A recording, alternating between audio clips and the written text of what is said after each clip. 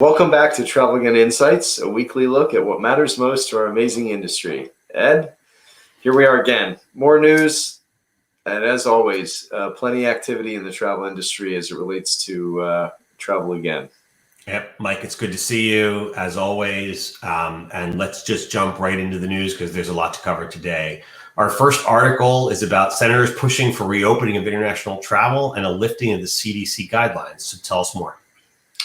Yeah, so this is again, well done in terms of USTA and others that were in support of creating testimony and really trying to engage some key leaders on the Hill from the Senate to, really support basically the agenda that we are all, behind with Travel Again and all of the roundtable participants that are part of our group. I mean, it was really well done, and I think a good milestone, another one in terms of creating awareness and getting, government officials, policymakers support for our initiatives. So certainly a good way to start the week, and also as a part of that, there was really looking at kind of generally ways we're going to get international travel reopened again and how we're going to do that safely, but also an emphasis on cruise because, again, there's still the ban on cruise, departing from the U.S. that, at this point, the cruise lines have been doing everything in their power to follow the direction that they've been getting from the CDC. Looking for ways to basically make, a very safe environment for cruise, and I think we're poised and ready. So now it's an issue of how do we get to the point where we can start to safely, lift some of those requirements and start to get sailing again. I think it'll certainly be welcome for vaccinated travelers. Yep. Okay. Thanks, Mike. Our next article is about quarantine-free travel, starts between Australia and New Zealand. Quarantine-free travel sounds good to me. What does this mean for the industry?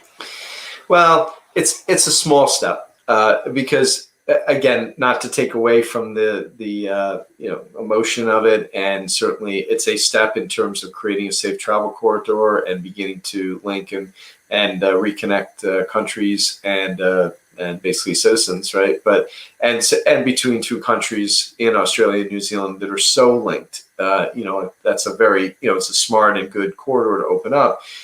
But frankly, both countries have been basically quarantined as countries, and so they've been able to keep their citizens safe, which is terrific, but probably really doesn't represent the conditions that most of the rest of the world is under. So it's good. But it's not hardly, probably hardly in terms of the experiences there.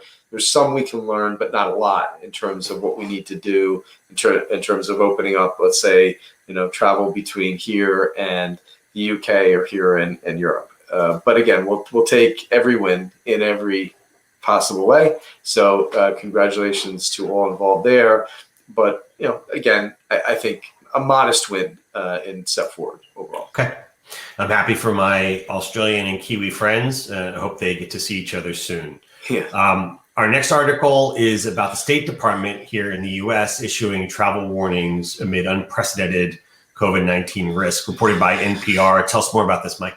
Yeah, so this is actually, it got a little bit of coverage but not a lot. And it's actually a huge milestone, step forward for us in terms of one of the things that we've been asking for, one of the recommendations as Travel Again. And you can see with the updated travel advisories that they're basically starting to create travel-related advisories with health in mind, science-based, basically, statistically based ways to categorize countries, and then creating recommendations basically around and advisories around basically do not travel, like basically exercise increased caution, reconsidering travel, or kind of green, good to go.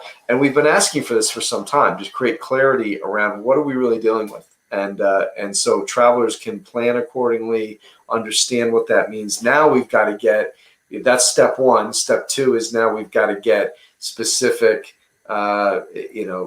ways that we can reopen travel under the conditions when people can travel.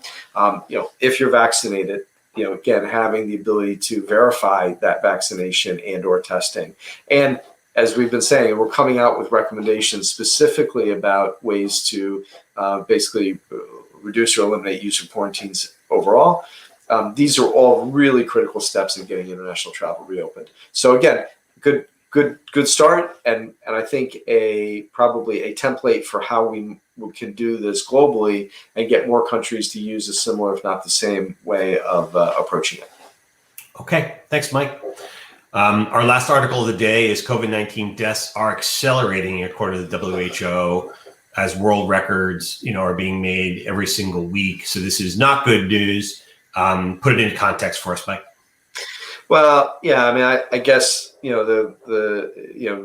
we're here based in, you and I are based here in the U.S. and certainly, although we focus very much on news from all around the world, and trying to really, as travel again, be a bit of a clearinghouse in a way that we're looking at, kind of all of the signs, all the factors that are affecting, every country everywhere. But as much as we see some optimism that comes from, the vaccines being disseminated and people starting to be able to resume, safe travel and all that goes with that, it's kind of a good sobering reminder of the fact that we're far from, having won this war, right? And we've got so much more work to do to put in systems, capabilities, basically the recommendations we've been, have made back in December and ones that we continue to work on, that we've got a lot of work to do to put an infrastructure in place that's going to work now and ongoing. And it's not enough for again, as we all, get to the point where we're fully vaccinated, that's fantastic. And, again, we see the optimism in that, but again, we have a lot of work to do.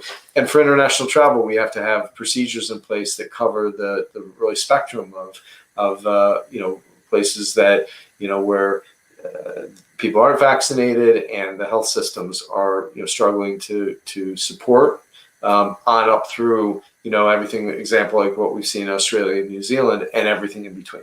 So, again, long road ahead, a lot of work to do, but, we've got to keep our eye on getting travel reopened again and getting people connected again and doing it safely. Okay, Mike, that's the news for this week. Thank you for putting it all in context. I hope everyone is traveling safely, wearing their masks, and please do get vaccinated when you can. Yep. Good advice. Okay. See you next week, Mike. See ya.